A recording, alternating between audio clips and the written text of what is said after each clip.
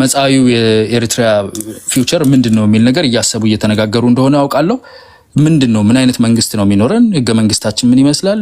አመራሩ ምን ይመስላል? ምን አይነት የሽግግር መንግስት እናድርግ የሚለውን ዲስከሽን ጆይን አድርጋችሁ ከጎረቤት ጋር እንዴት እንኑር፣ በተለይ ከትልቁ ጎረቤታችን ከኢትዮጵያ ጋር ምንድነው የሚመስለው፣ እነሱን የባህር በር ጥያቄ ስንመልስ እኛ ደግሞ ምን እንጠቀማለን የሚለውን አስቡ።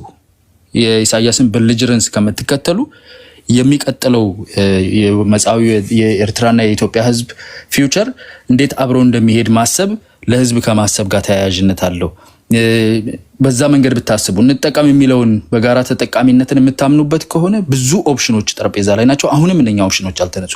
ብዙ ጊዜ ጦርነት የሚባል ነገር ሰማለሁ።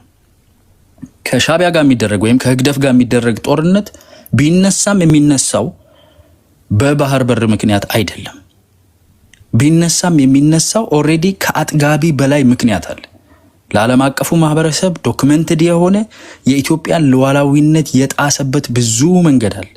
በውስጥ ጉዳያችን ተሳታፊነቱ ከጊዜ ወደ ጊዜ እየጨመረ ነው።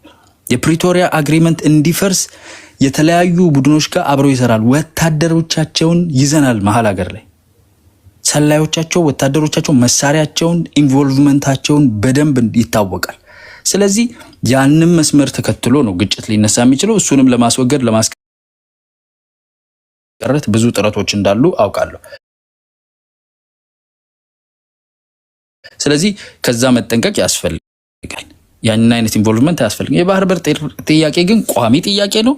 በአንድ በኩል ብቻ ሳይሆን ኢትዮጵያ ብዙ ወደብ ነው የሚያስፈልጋት። እየሄድን ባለንበት መንገድ ኒውክሊየር ፓወር የሚኖረው ሀገር ከሆነ የተለያዩ ሃይድሮኤሌክትሪክ ፓወሮች ካሉ ኢንዱስትሪያላይዜሽን እየሰፋ መሄድ ከሆነ በአሁኑ ሪፖርት እንዳየነው ከሆነ ኢንዱስትሪያላይዜሽን እየተተኮሰ ነው።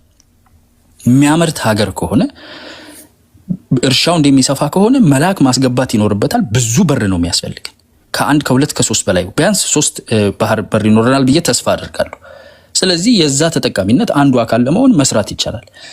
ወደ ግጭት ሊያስገባ የሚችለው ግን አማራና ተጋሩን አጋጭቼ፣ አማራና ኦሮሞን አጋጭቼ፣ ተጋሩና ኦሮሞን አጋጭቼ፣ ገሌና ገሌና አጋጭቼ እንደ በፊቱ ኢትዮጵያን እያመስኩ የምኖርበት መንገድ አለ ተብሎ የሚካሄድበት እሱ ቀጥተኛ የሆነ የሉዓላዊነት የህልውና ጥሰት ስለሆነ እንደ በፊቱ አይነት አይደለም። አይ ቲንክ ጀነራል ሳሞራ ዩኑስ የበፊቱ ኢታማዦር ሹም የተናገሩትን ነገር ሰምታችሁ እንደሆነ አሰብ ጋር ወይም ሌላ ቦታ ሄዶ የሚቆም አይነት አይሆንም።